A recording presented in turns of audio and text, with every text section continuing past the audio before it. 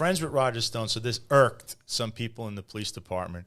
They started a little investigation prior to January 6th because originally someone went to them and stated that I was Roger's security because there were pictures of me going to the courthouse with him. Now, granted, if you look at me, I'm 6'3".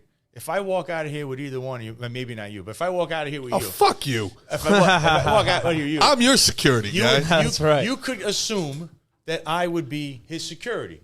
But then you're trying to say because I'm 6'3". You're my security. I'm 6'3" and I work out. Okay, so now I must be security. You make it all these assumptions Right. and they're all false. So the impetus of your friendship with Roger Stone was that you guys connected on Instagram, and then you were supporting him during his entire witch hunt, all of that stuff. Okay. I'm a friend of the family. I became very close with Roger. I'm very close with his family. I know Nidia very well. I know his daughter, his son. We spent Easter. We spent Christmas together. Mm-hmm. This is a real family friendship. Not I'm his work. I'm not working for the guy. I'm not a security. I mean, I used to spend my own money.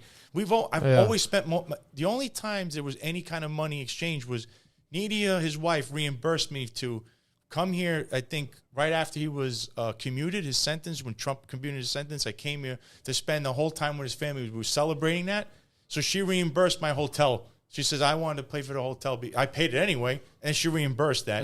And then the second time I came here, the car had broken down, so I rented a car for all of us, and then I paid for it, and Nidia reimbursed me. So, there was no expectation or anything. Yeah, it was just... So this charge that they're trying to say was uncompensated security, it all came from this one guy who came in as a disgruntled cop, and he's just angry that he was transferred to places. This is how the NYPD works. It was kind of a personal grudge with you? Yeah, you just got to remember what NYPD cops...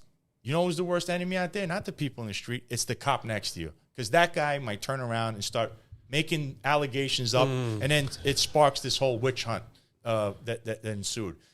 So then a letter came in right after January 6th. Because obviously, listen, I was in D.C. with Roger.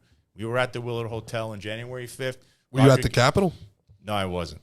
I've never been to the Capitol either. I've never walked in there. I know it's 2 miles from the hotel I was at, but I wouldn't know as I've never even been there. So Roger gave 2 speeches that day on January 5th. He gave one that was in front of the Supreme Court, I believe, and it was on the street. And then later on, it was in Freedom Plaza. There were 2 legally permitted events. There was nothing nefarious going on January 5th. On January 6th, obviously, when we woke up, we came out of the hotel. We did not march to the Ellipse. We didn't go to the Ellipse. We didn't march to the Capitol. Any claim, assertion, or implication that I either knew about in advance, was involved in, or had anything to do with what happened on January 6th or any day prior or after is categorically false. No. That was the feds, not NYPD. That was the federal agents that knew it was happening in advance. Well, and it's anything. Anyone who says that is defamatory. Okay, that's my statement.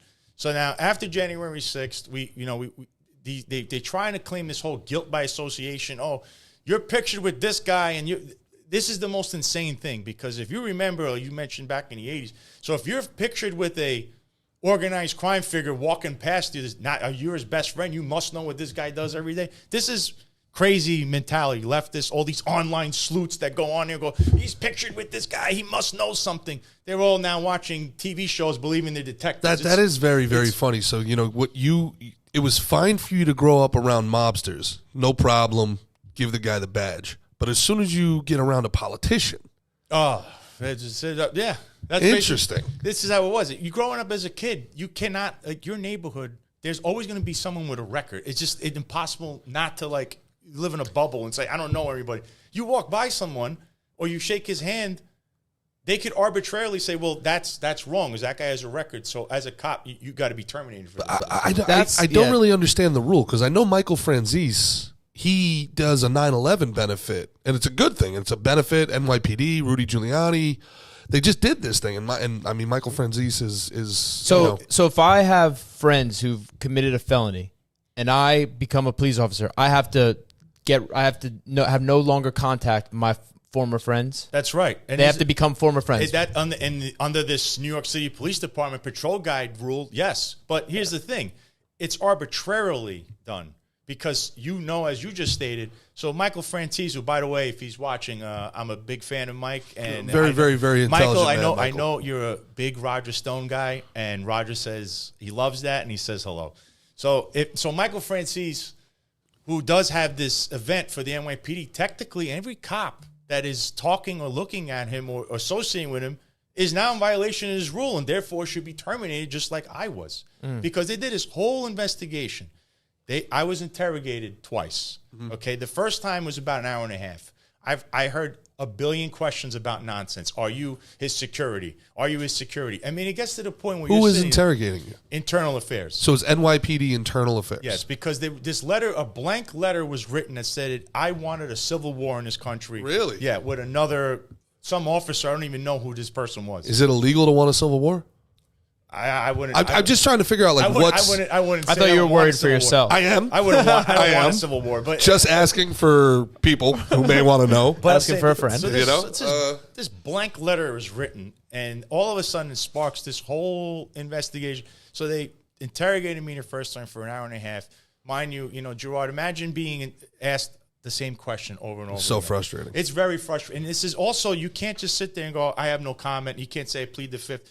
You must answer or you'll be terminated. That's how this works. While people are being pushed in front of fucking subway cars. Yeah. Like this is the use of manpower that we need. There's real crimes going on.